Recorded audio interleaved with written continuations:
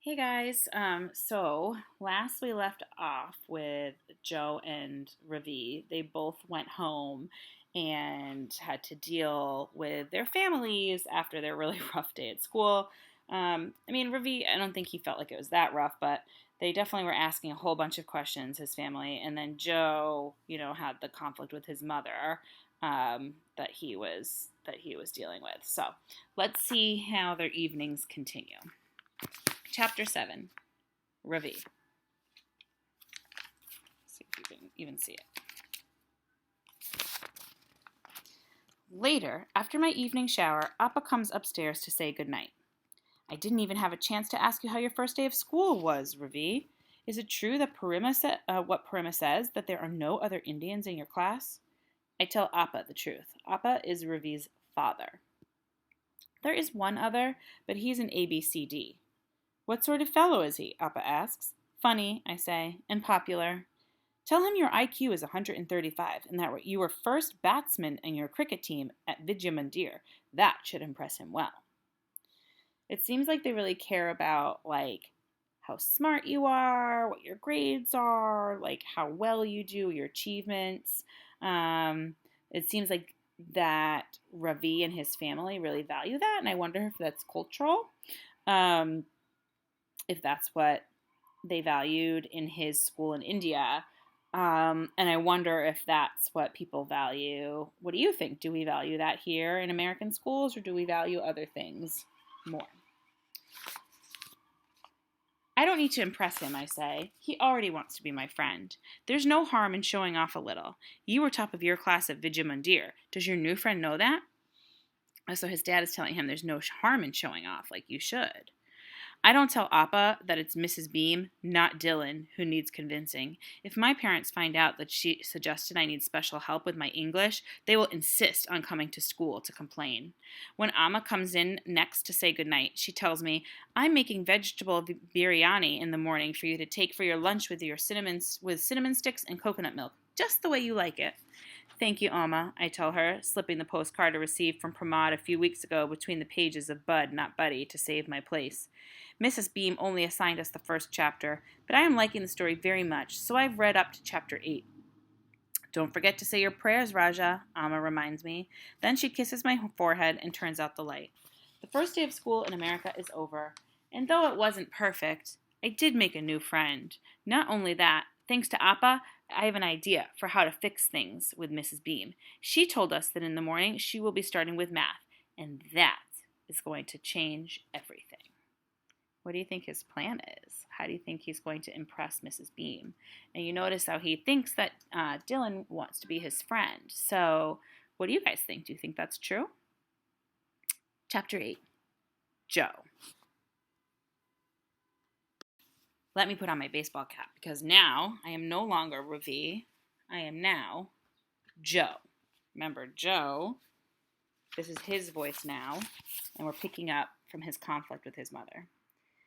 At 5 o'clock, Mom comes upstairs to tell me that dinner is almost ready. I made a meatloaf, she says. The recipe is from Bon Appetit, so it ought to be pretty good.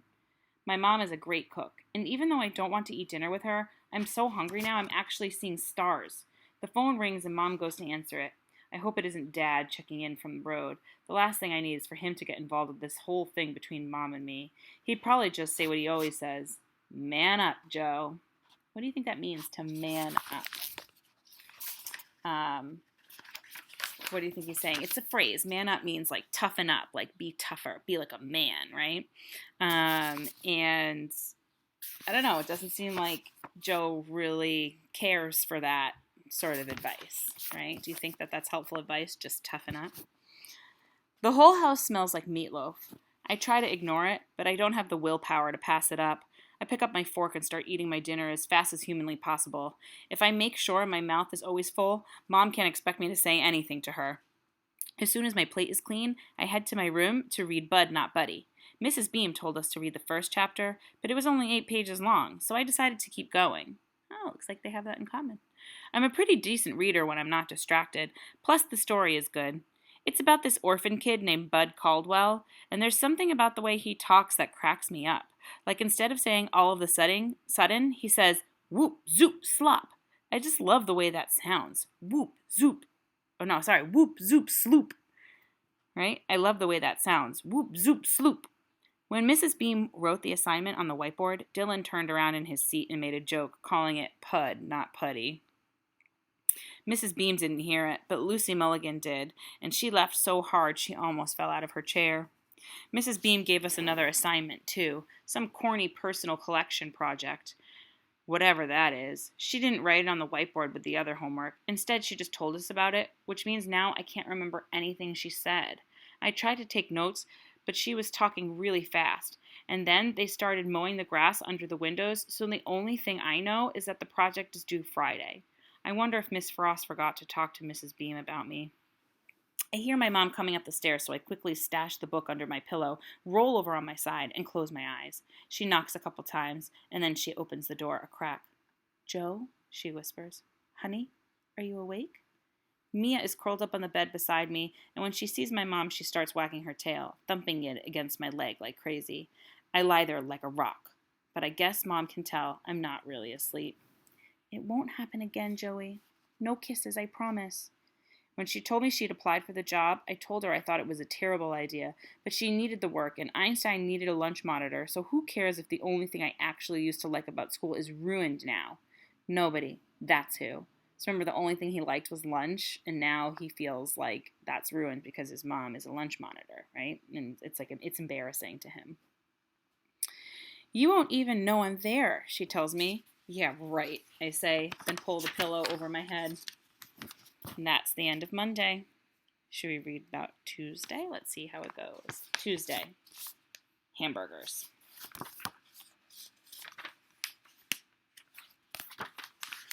Chapter 9. Ravi. So now I'm Ravi. Don't forget. I lay out my math notebook, which Amma and I have carefully covered with brown paper. The label in neat cursive says Ravi Suryanarayanan. His last name is very hard for me to say. Grade 5, Albert Einstein Elementary School, Mathematics. It is my mother's handwriting. We went to Staples together last week to buy all my school supplies, but she insisted on writing out the labels herself. Even Parima has to admit that Amma's handwriting is beautiful. "Your book is the first thing your teacher will notice, Ravi," Amma told me as she carefully wrote my name on one of the smooth white labels. "First impressions matter." Now, sitting at my desk, I run my hand over my math notebook and smile. In India, I was the winner of the Math Olympiad 3 years in a row. I know all my multiplication tables till 20. Appa is right. There's nothing wrong with showing off a little. What do you guys think? Is there something wrong with showing off a little? Right? In our culture, is that something that we value? I don't know. What do you think? I am sure that after this morning, Mrs. Beam will realize that what kind of student I really am, and this silly business about Miss Frost and special help will be over. I placed my new pencil box next to the notebook. Amma made sure that every item in the school supplies list was bought. 3 mechanical pencils, 2 erasers, a 6-inch ruler, 2 highlighters, 4 ruled notebooks, and a pack of 3M Post-its. I keep looking over at Mrs. Beam, but I don't think that she's noticed yet how well prepared I am. She is busy writing on the whiteboard. In India, we only had blackboards. I loved the soft scraping noise the chalk made and the smell of the dusty erasers. The desk in front of me is empty. I wonder if Dylan Samreen will be absent today. But at the last minute, he comes rushing into class and takes his seat. I'm glad my new friend is going to be here to witness what's about to happen. I am sure he will be impressed. Wonder what's going to happen. "Let's do a quick review," Mrs. Beam announces. Easy peasy, I think, when I see the math problems Mrs. Beam has written on the board. Is this what 5th graders in America are doing? I was expecting something much harder, like maybe order of operations or something to do with decimals and fractions. The big guy who sits behind me is groaning and moaning. I turn around to see what's wrong with him and notice his name card for the first time. Joe Sylvester. As I'm reading his name, Joe Sylvester suddenly looks up. I smile, but he doesn't smile back. I can't believe kids in America are allowed to come to school looking like him. In India, we had to wear uniforms with dress pants, a collared shirt, and a tie. Joe Sylvester has on tracksuit pants and an unironed t-shirt. I face front again and straighten my back.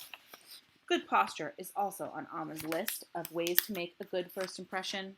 Joe Sylvester is slouching in his chair. Who would like to come up and show us how to solve the first problem? Mrs. Beam asked the class. I push up my glasses, take a deep breath, and raise my hand. So he's really excited to show off what he can do in math, right? I wonder how it's going to go. I'm starting to think about this whole thing where Mrs. Beam made them do a Venn diagram at the beginning, where you put in like what's different about the two people and then what's similar. And I'm wondering if we could make a Venn diagram about Joe and Ravi and what that would include in it, right? Because there are some things that are quite different about their personalities, right? But then they have some things that are the same, right? They have common problems. And so I'm seeing that. I would encourage you to note like what's similar and different about these two characters, and be ready to talk about that or to post about that in our Google Classroom. Chapter 10, Joe.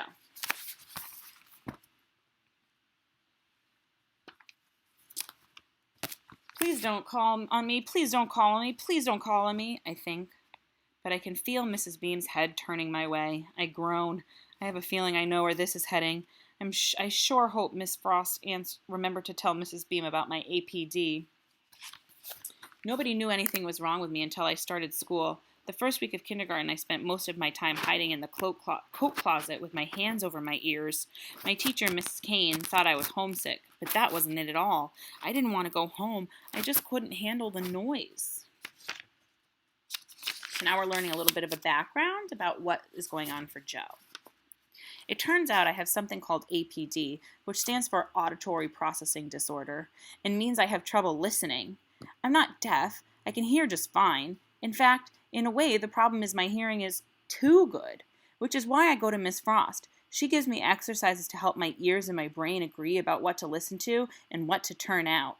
She also has M&Ms in her office, peanut ones, and she lets me eat as many as I want. Miss Frost understands what's going on, but pretty much nobody else does. They don't understand how hard it is for me to follow directions where the electric pencil sharpener is going, or the door is slamming, or I'm worrying about whether someone is about to sneak up behind me and do something mean. So interesting, he has auditory processing disorder, which means that he hears things around him. He hears everything at the same time. Like I can tune out when there's music playing in the background out of my window and I'm reading to you guys, right? But Joe can't do that. He hears it all and it's hard for him to concentrate. And he also has this added problem if somebody's being mean to him, so he's thinking about that all the time. They also don't understand how much I hate to be put on the spot, like when a teacher calls on me. And as Miss Beam turns my way, I slide down in my seat. Even if she knows about my APD, it doesn't mean I'm safe. Sometimes teachers think they're doing you a favor by treating you like you're no different from anyone else. The thing is, I am different. I slide down even farther in my seat, as low as I can go without falling out. All I care about is not getting called on. It's not that I can't do math. Actually, I'm pretty good at it. But standing up in the front of the class makes me nervous, and when I get nervous, I forget what I'm doing and I make mistakes. It's interesting. I'm thinking about we talked about in the beginning of our school year together. It's like fair is not equal, right? And you know, he's saying I do need something different than other kids, right? I need something different. You can't just call on me like that. It feels different than it might for other kids, and so it makes me, you know, just pointing out that like for Joe, he might need something different than other kids in the class. So think about Joe when we read about Joe or talk about Joe. Think about how that might also apply to kids in our classroom or yourself. If you feel like you identify with Joe, and you feel like, oh, I need something different, and I appreciate that when teachers recognize that. It turns out today is my lucky day, though, because the new kid shoots his hand straight up in the air like an arrow. He's wearing another white polo shirt, buttoned all the way up. Even the sleeves have been ironed flat. They're stiff and stick out like funny little wings. His desk is covered with a bunch of junk, including some shiny new mechanical pencils, which Dylan keeps eyeballing with a klepto gleam. Mrs. Beam looks right at me. At least I think she's looking at me. But then she calls on the new kid instead. That was close. Guys, excited to see what happens? Here we go, Ravi. Ravi. Ravi? Asked Mrs. Beam. Would you like to come up to the board? This is it. The moment I've been waiting for. Yes, ma'am. Mrs. Beam, I say quickly, correcting myself. In my hurry to get up, my knee bangs against my desk and all my school supplies fall to the floor. I don't want to miss my chance to show off my math skills, so I quickly bend down to pick up my things. My glasses start to slip down my nose, but before I can push them up, something hard hits my forehead. What do you think happened? It's Joe Sylvester's head. Why has he done this? Bump me with his rock-hard head. Can't he see I'm trying to collect my stuff? I rub my forehead as he rubs his. His giant foot is stepping on my name card. Bigfoot, I mutter under my breath. Ooh, that wasn't very nice. Right? Dylan hears me and laughs. That's rich, he says. Bigfoot just sits there like a lump, but Dylan gets right down on the floor beside me and helps me pick up the rest of my things. I thank him for his help, then take a deep breath and straighten my back. I am not going to allow anything to spoil this moment. This is my time to shine. I march up to the front of the class, take the blue marker from Mrs. Beam's hand, and face the whiteboard. I look at the first problem, 23 times 13. I close my eyes, and the answer comes to me in a flash, 299. But I am not going to blurt it out and take a bow. I am going to show Mrs. Beam something she has never seen before. What you are about to witness is pure magic, a secret handed down from ancient times, I say with confidence. There is complete silence in the classroom. I think Mrs. Beam's jaw has just dropped. Why do you think the kids are silent, and why do you think her jaw dropped? Take your time, I warn myself. I write the two numbers, one below the other, in blue marker. Then, with a red marker, I draw an arrow connecting the last digits of both the numbers. 3 times 3 is 9, I say aloud, writing 9 in the ones place with the blue marker. Then I pick up a green marker and draw two arrows like a cross. 2 times 3 plus 3 times 1 is 9. I use blue again to write 9 in the tens place. I look at the class. No one is moving. My plan is working perfectly. I draw an orange arrow connecting the tens digits of both the numbers and then pick up the blue marker again to write a 2 in the hundreds place. The answer is 299. I proclaim, underline the answer 3 times in purple, then replacing the cap on the marker with a satisfying click. Everyone is staring shell-shocked at the board, amazed by what I have just done. Dylan Samreen grins and winks at me. I think he is impressed. If this performance has not impressed Mrs. Beam as well, nothing will. Ravi, she says very slowly, looking at all the arrows on the board, your answer is correct and your method is very colorful, but? What can she mean, but? We do things a little differently here, she goes on, giving me that pity look again. Next time we don't need to see the arrows, just the numbers will do. The purple marker slips from my hand, falling to the floor. First, my manners are too Indian for her, and now my math? What will my next humiliation be? I wonder as I walk back to my desk. It's interesting. I disagree with the way Miss Beam handled this situation, and I wonder what you think about it. Right? He did something different, and how should she have handled that as a teacher? Right? What do you think? Pause and think for a second. I think that she should have said, "Wow, that's very interesting. I've never seen that method before. I can learn something new from you, Ravi," right? And celebrated that he did something that she different from what they normally do, rather than correct him for doing something different, right? As if in answer to my question, I suddenly feel my feet go out from under me. I have tripped over something, and when I fall, my glasses go skidding across the floor. What do you think he tripped over? What's the matter with you, Pud? Dylan calls out. Why did you trip the new kid like that? What have I done to deserve this? I haven't said a word to Bigfoot or Joe or Pudding or whatever his name is. First he bumps my head and now he trips me with his giant foot. Oh my goodness, are you hurt, Ravi? Mrs. Beam asks, rushing over to where I'm lying on the floor. I want to. 1. Show Joe Sylvester what I think of him and his giant foot. 2. Tell Mrs. Beam the only thing that is hurting is my pride. 3. Shout at the top of my voice, my name is not Ravi! But here's what I do instead. 1. bite my tongue. 2, pick myself up. 3, go and get my glasses. Opposite voice has gotten me nowhere. I am right back where I started. The only difference is now, thanks to Bigfoot, I have a big bump on my forehead and a huge shoe print on my name card. What do you guys think?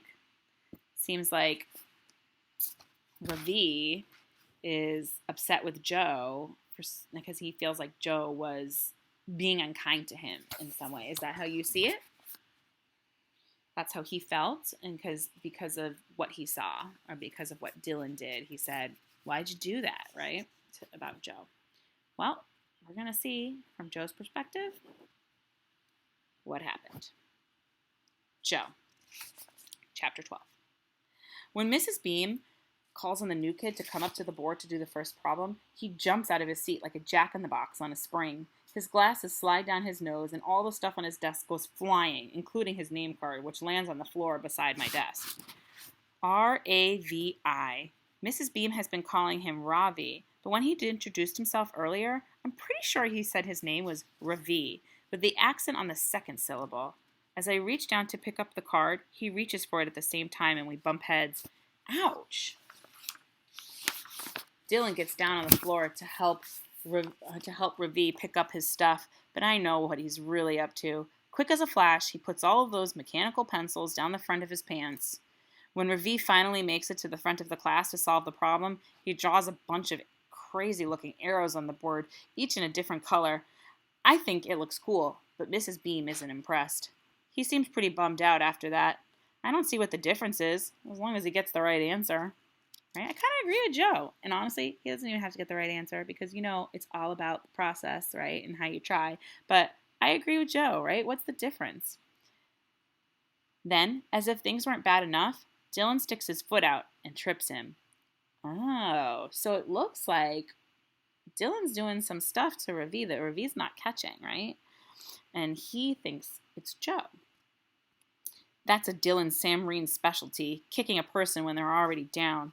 He tries to pin it on me, but anyone with half a brain would see through that. How could I trip him from 10 feet away? My legs are long, but not that long. So he's like, of course he knows I didn't do it because it's impossible, right? But Ravi does think he did it. Why do you think Ravi believes Dylan that way? While Ravi goes to get his glasses and Mrs. Beam tries to decide whether she needs to call the school nurse, Dylan reaches back and swipes another one of Ravi's mechanical pencils. I feel bad for Ravi. I could definitely give him some pointers, like, for instance, not to leave his stuff lying around and to watch out for the winking. Dylan always winks when he's up to no good. Maybe at lunch, Ravi and I will sit at the same table again. I wouldn't mind.